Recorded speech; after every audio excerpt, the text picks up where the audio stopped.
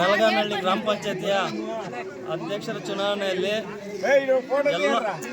ಏನು 9 ಜನ ಸದಸ್ಯರಲ್ಲಿ 3 ಜನ ಬಿಜೆಪಿ ಬೆಂಬಲಿತ ಸದಸ್ಯರಿಂದ ಹಾಗೂ ಕಾಂಗ್ರೆಸ್ ಸದಸ್ಯರಿಂದ ನಾನು ಈ ದಿವಸ ನಲಗಾನಹಳ್ಳಿ ಗ್ರಾಮ ಪಂಚಾಯತಿಗೆ ಅಧ್ಯಕ್ಷರಾಗಿ ಆಯ್ಕೆ ಮಾಡಿರ್ತಾರೆ. ಈ ಆಯ್ಕೆ ಭಾಳ ಕಷ್ಟಕರವಾಗಿ ತಗೊಂಡಂಗಾಯ್ತು.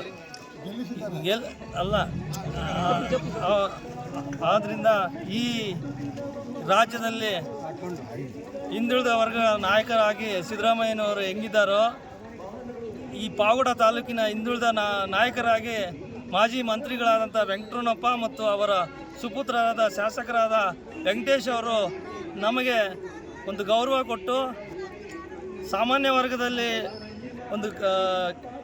ಸಾಮಾನ್ಯ ವರ್ಗಕ್ಕೆ ಇದ್ದಂಥ ಒಂದು ಇದನ್ನು ಅವರ ಅಧ್ಯಕ್ಷ ಸ್ಥಾನವನ್ನು ಅವರ ಒಂದು ಆಶೀರ್ವಾದ ಮತ್ತು ಶಶಾಂಕ್ ಅವರ BJP ಬೆಂಬಲಿತ ಅಭ್ಯರ್ಥಿಗಳಿಂದ ನನಗೆ ಈ ದಿವಸ ಈ ಅಧ್ಯಕ್ಷ ಸ್ಥಾನ ಗಳಿಸಿದೆ.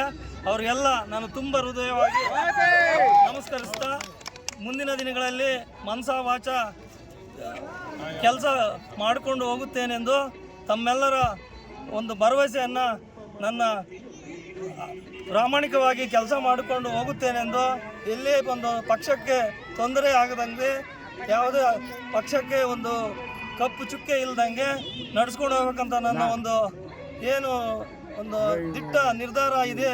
ಅದು ಆ ದುರ್ಗಮ್ಮ ಆಶೀರ್ವಾದ ಮತ್ತು ನಮ್ಮ ಮನೆದೇವರಾದ ಶ್ರೀ ರಂಗನಾಥ ಲಕ್ಷ್ಮೀ ನರಸಿಂಹಸ್ವಾಮಿ ಕೃಪೆಯಿಂದ ನಡೆಸ್ಕೊಂಡು ಹೋಗ್ತೇವೆ. ಆದ್ದರಿಂದ ನಿಮ್ಮೆಲ್ಲರ ಸಹಕಾರ ಮತ್ತು ಈ ಪಂಚಾಯಿತಿಯ ಕಾಂಗ್ರೆಸ್ ಮುಖಂಡರು ಹಾಗೂ BJP ಮುಖಂಡರು ಸೇರಿ ಭಾಳ ರಾತ್ರಿ ಆಗಲು ಭಾಳ ಕಷ್ಟಪಟ್ಟರು. ನಾನು ನೋಡ್ತಾ ಇದ್ದೀನಿ ಅವರ ಟೆನ್ಷನ್ನ. ಸೊ ಯಾವುದಕ್ಕೆ ಎದೆಗುಂದದೆ ಇನ್ನೊಂದು ಸಮುದಾಯಕ್ಕೆ ವಿರೋಧ ಪಕ್ಷದವರು ಯಾವುದೋ ಒಂದು ಸಮುದಾಯಕ್ಕೆ ನಾನು ಏನೋ ಮಾತಾಡಿದ್ದೀನಿ ಅಂತ ನಮ್ಮ ಕಡೆ ಇದ್ದಂಥ ಒಬ್ಬ ಮುಖಂಡರಿಗೆ ಹಿಂಗೆ ನಮ್ಗೆ ಅಂದಿದ್ದಾರೆ, ಅದು ಇದಂತ ಹೇಳಿ ಡೈವರ್ಟ್ ಮಾಡೋಕ್ಕೆ ನೋಡಿದ್ರು. ಸೊ ಅವರು ಯಾವುದಕ್ಕೂ ದಾರಿ ಕೊಡದೆ ನಮಗೆ ಸಹಕಾರ ಕೊಟ್ಟಿರ್ತಾರೆ. ಅವರು ಕೃಷ್ಣಪ್ಪ ಮತ್ತು ವೆಂಕಟೇಶಪ್ಪ ಅವರಿಗೆ ಅದು ಸಲ್ಲುತ್ತದೆ. ಯಾಕಂದರೆ ಅವರು ಆ ಥರ ಇದ್ದಿದ್ರೆ ನನ್ನ ಹತ್ರ ಹೇಳ್ತಿರ್ಲಿಲ್ಲ. ಸೊ ಅವರು ಭಾಳ ಪಕ್ಷಕ್ಕೆ ಕಟ್ಟುನಿಟ್ಟಾಗಿ ಕೆಲಸ ಮಾಡಿಕೊಟ್ಟಂಥ ಅವ್ರು ಮೊದಲನೇ ವ್ಯಕ್ತಿಗಳು. ಯಾಕಂದರೆ ಅವತ್ತು ಬೆಂಕಿ ಹಚ್ಚಿದ್ರೆ ನಂದು ಈ ಮಟ್ಟಕ್ಕೆ ಬರ್ತಿರ್ಲಿಲ್ಲ. ಅವರು ಸಮುದಾಯಕ್ಕೆ ಬೆಂಕಿ ಹಚ್ಚೋದು ಮುಂದಿನ ದಿನಗಳಲ್ಲಿ ಅವರೇ ಅನುಭವಿಸ್ಕೊತಾರೆ. ಸೊ ಯಾವುದೇ ಒಂದು ವ್ಯಕ್ತಿ ಬೆಳಿಬೇಕಾದ್ರೆ ಇಂಥ ಸಮುದಾಯಗಳಿಗೆ ಬೆಂಕಿ ಹಚ್ಕೊಳೋದು, ಅವು ಸಮುದಾಯಕ್ಕೆ ಗಲಾಟೆ ಇಡೋದು ಅದು ಒಳ್ಳೆಯದಲ್ಲ.